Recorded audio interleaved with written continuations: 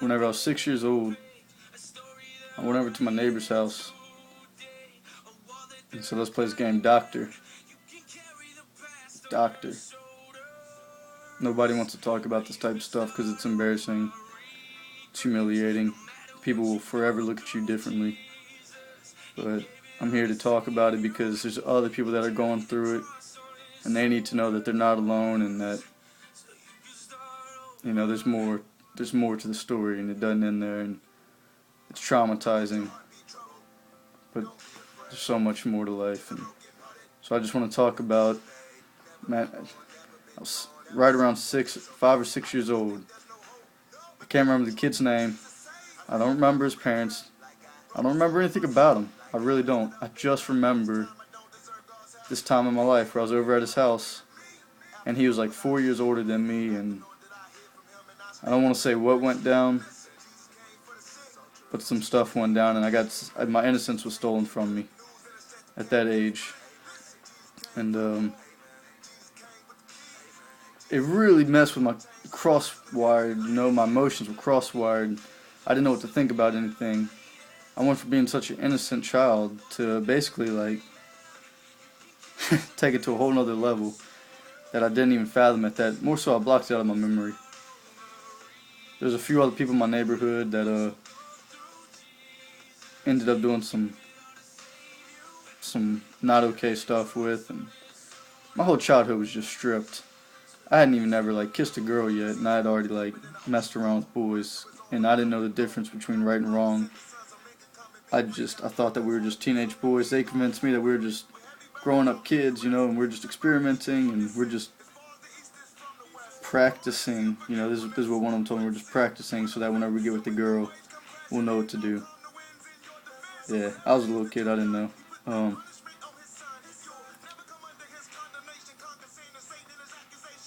It's rough. It's hard to talk about, especially because I know that people who know me might see this video. But I love Central, man. I love Central. It's a great time in my life, All the kids from the neighborhood, we play baseball, we play all kind of stuff. So it's cool, like to have a neighborhood like that where you grow up in, and you know everybody in the neighborhood, and you all hang out and stuff. So that was cool. But yeah, I definitely got messed with in that neighborhood, and it messed me up. And so I ended up moving to St. Francisville, and I came across my first kiss with a girl. Started having my first crushes on girls and stuff. And I wasn't gay. I really wasn't gay. Childhood was stolen from me, man. I didn't know what to think about it. And so anyways, I went to this I had already been to like 4 different schools at this point. I was not smart. I knew I wasn't going to be able to make it through high school. I just knew that there was no way, because I had already, like I said, transferred through many schools, and my mom tried to homeschool me for 1 year, and it just failed. And I basically took the whole year off without any schooling. And whenever she was schooling me, she didn't realize that I was just going. She had all the answers like in this book, and I would just go and I'd look through all that, and I'd memorize, because one thing I am good at, it's memorizing. And I would just go and I'd memorize all the answers, and so whenever she'd give me the test, I would just have all the answers memorized. And then like 3 years later, for the 5th grade, I ended up trying to get homeschooled again by my mom, and it was also a fail. So my schooling was just a bomb. And whenever I ended up at West Feliciana High School, I couldn't keep up with everybody, and they were all smarter than me, and it was very difficult times for me. And Coach Perry, who was our algebra teacher, I couldn't stand the guy. He used to always mess with me, dude. I couldn't stand the guy. All the other teachers were cool, I'm trying to think of their names. Miss Means, the history teacher, she was awesome. I can't remember any of the names, which is pretty modern. Coach Reich, the biology teacher, he was awesome. My auto tech teacher, my AIG teacher. I loved all those guys. They were cool. But man, Coach Perry, that was what I struggled at the most in school, was algebra and math and whatnot. And so I knew I wasn't going to make it. Ended up dropping out. Well, before I dropped out, I was like, if I'm not going to be smart enough, I'm going to be cool enough. And my perception, my idea of being cool was what the media fed me. And every day I'd see Eminem on TV, and I'd see 50 Cent on TV. That was what was big at the moment. And I was like, I'm going to be like them, because if I can't make it through school, I'm going to be good at selling drugs. I'm going to make it somehow. I'm going to make it. And that's what I pursued. And when I say I pursued it, I mean I pursued it. I had gotten into drugs when I lived in Central, but it was only, I don't remember if it was specifically Oxycontin, but it was something of that effect. My neighbor, Travis, his mom got in a car wreck. She was on painkillers. She ended up overdosing, and but I had some of the guys from the neighborhood wanted me, they told me take some of these pills, and I took them, got into it, but I didn't really know anything about that. It wasn't until I got to St. Francisville where I actually really, really got into drugs.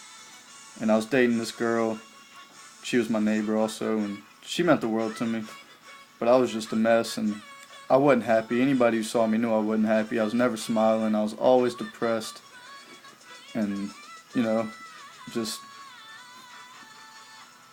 ended up having some more sexual things go down in my life. At this point, I know I'm kind of stuttering here and whatnot. I'm trying to think about what to say. I was like 15 years old when I moved to St. Francisville. By the time I was 16 years old, right before I was 17 years old, I was already having orgies and stuff. My sexual innocence was gone. The devil comes to steal, kill, destroy. He's a liar, he's a deceiver. And that's what he did, man. He stole my childhood from me. And I was so insecure with myself. I struggled really bad with acne. You can probably see it. I have acne scars all over my face. And, man, I was so bitter. Me and my friend used to always get in trouble, and I couldn't sleep. The Bible, there's a verse in the Bible that talks about they can't sleep till they do wicked, and they can't sleep till they do evil. That was me. I couldn't sleep at night.